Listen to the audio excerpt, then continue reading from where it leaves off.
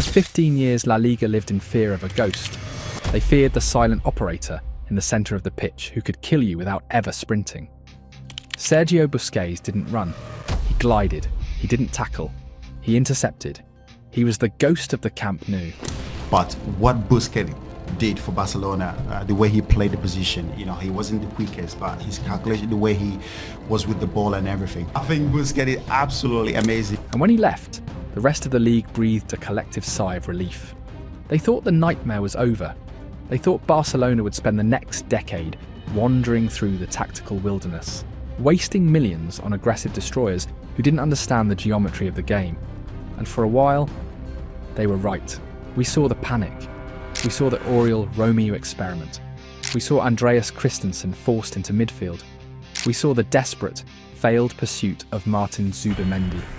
The pivot role became a graveyard where reputations went to die. But on February 7th, 2026, against Mallorca, the rest of Spain realised that their relief was premature. The nightmare hasn't ended. It has evolved. Now Bernal is bursting through.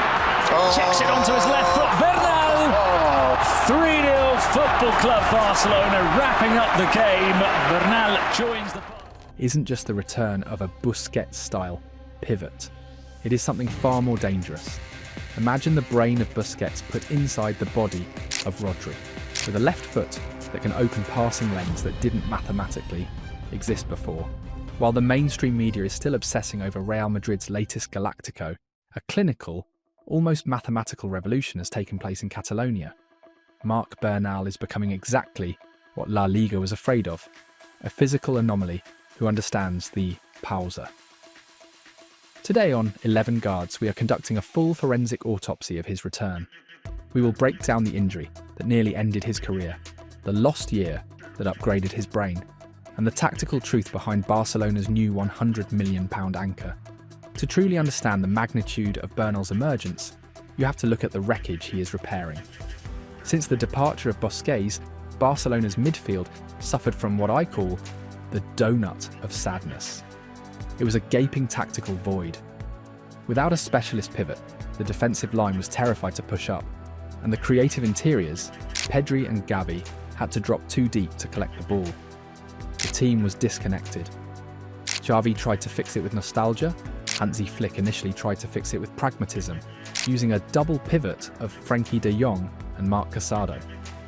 It worked for a while, but it lacked the specific geometry required for elite positional play.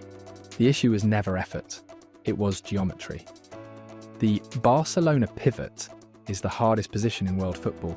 You have to receive the ball with your back to the goal, surrounded by 3 pressing opponents, and play a forward pass with surgical precision. Romeu had the strength, but lacked the speed of thought. Christensen had the intelligence, but lacked the 360-degree radar. De Jong is a ball carrier, not an anchor. Barcelona spent 2 years trying to fit square pegs into the most important round hole in their system. They were leaking goals in transition because they had no lock. The irony, of course, is that the solution wasn't in the transfer market. It was in the lab. Marc Bernal didn't cost £100 million. He cost nothing. But his profile is worth more than any cheque Joan Laporta could write. He is the system reset. Let's look at the raw data, because this is where the new Busquets comparison fails. Sergio Busquets was 1.89 metres, but he was slender. He relied entirely on deception. Marc Bernal is 1.93 metres, 6 feet 3 inches, and growing. Physically, he is the Catalan answer to Rodri. In the modern game, where pressing intensity is higher than ever, you can't just be smart, you have to be strong. Bernal provides a physical barrier that Barcelona hasn't had since Yaya Touré. When he shields the ball, opponents literally bounce off him. This physical dominance allows him to play in a single pivot, even against the most aggressive teams in Europe. But the true superpower is his foot. He is left-footed. Why does this matter? Geometry. Most pressing structures are designed to trap right-footed players. When a left-footed pivot receives the ball, the passing angles change. A natural open body pass from Bernal goes straight to the right wing, to Lamine Yamal. This is the cheat code. Bernal doesn't even have to look. His natural passing arc releases Yamal into space instantly. It creates an asymmetrical threat that defences struggle to shift across to cover. Watch this sequence from the Mallorca game. This is the La Pausa. Most players of his size turn like cruise ships, slow, heavy, predictable. Bernal turns with the fluidity of a lightweight boxer. He receives the pass and stops. He waits for the defender to commit. That split-second pause freezes the entire defensive structure. Then, with a drop of the shoulder, he breaks the line. It is this combination, the body of a giant and the feet of a ballerina, that makes him a unicorn. But we have to talk about the scar tissue. This evolution almost didn't happen. August 2024. Rayo Vallecano away, the graveyard of Barcelona's knees. Just as he was breaking through, starting games at 17, the anterior cruciate ligament snapped. It is the injury that haunts modern football. For 13 months, Marc Bernal was in the wilderness. While Lamine Yamal was becoming a global superstar and winning the Copa Trophy, Bernal was in a hotel room, needing help to put on his trousers. Many young players never recover from an ACL at that age. The fear of the planted foot usually creates hesitation, and hesitation in the pivot role is fatal. But Hansi Flick didn't let him drift. He visited him. He gave him books on sports psychology. He kept him involved in the tactical meetings. Bernal didn't just sit on the couch, he studied. He watched every single Barcelona game from the stands, analysing the movement of the midfield. He didn't lose a year, he gained a PhD in positioning. When he returned in September 2025, we didn't see a fragile kid. We saw a man who had spent a year in the gym. He added 5 kilograms of muscle. He came back stronger, angrier, and smarter. His immediate impact, an assist within 5 minutes of his return, wasn't just a highlight, it was a statement. The lost year wasn't a setback. It was the training arc. But stories and narratives can be biased. The data is cold and the data is terrifying.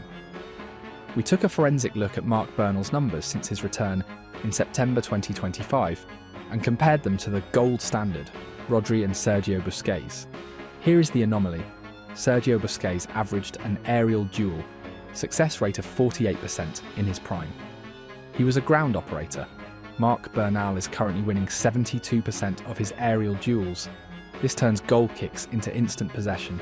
It essentially deletes the opponent's ability to play long. He isn't just an anchor, he is a watchtower. But the stat that should keep Real Madrid awake at night is his impact score, or line-breaking passes. In the modern game, safety is the enemy of progress. Most young pivots play sideways to keep their 98% pass accuracy. Bernal is averaging 8.4 progressive passes per 90 minutes, which puts him in the 99th percentile of midfielders in Europe. Against Mallorca alone, he bypassed 56 opponents with his passing. That means he took 5 entire players out of the game every time he moved the ball forward. He isn't just retaining possession, he is deleting the opposition's defensive shape. And finally, the most absurd stat of the season. In his last 630 minutes of La Liga football, Marc Bernal has been dispossessed 0 times. Let me repeat that. 0. You can press him, you can double team him, you can foul him, but you cannot take the ball off him legally. He is a vault, and when your deepest midfielder is unpressable, your entire team becomes invincible. Which brings us to the present day, February 7th, 2026. Barcelona 3, Mallorca 0. The mainstream media focused on his goal, a strike from the edge of the box that showed a shooting range we rarely saw from Busquets. But if you are a guard of this channel, you know goals are just the garnish. The meat is in the movement. Look at the forensics of this performance. 0 times dispossessed. In 90 minutes of football, against a rigorous La Liga press, nobody could take the ball off him. He wasn't just circulating the ball, he was dictating the emotional state of the match. When Mallorca tried to press high, he killed the tempo with safe retention. When they dropped into a low block, he accelerated the play with vertical, line-breaking passes. He controlled the heartbeat of 21 other men. That is not normal for an 18-year-old. And look at who benefited most, Frenkie de Jong. With Bernal acting as the anchor, de Jong was finally free. He could carry the ball, dribble, and create chaos, knowing the back door was bolted shut. Bernal allows Barcelona to play with 5 attackers because he covers the space of 2 defenders. He is the force multiplier. This is the dream Barcelona fans have been sold for years, but now it is real. We are looking at the formation of the Holy Trinity 2.0. Pedri brings the magic of Iniesta. Gavi brings the fire, and when he returns fully, the pressing intensity. And Bernal brings the order of Busquets. It is a perfectly balanced ecosystem. Magic, fire and order.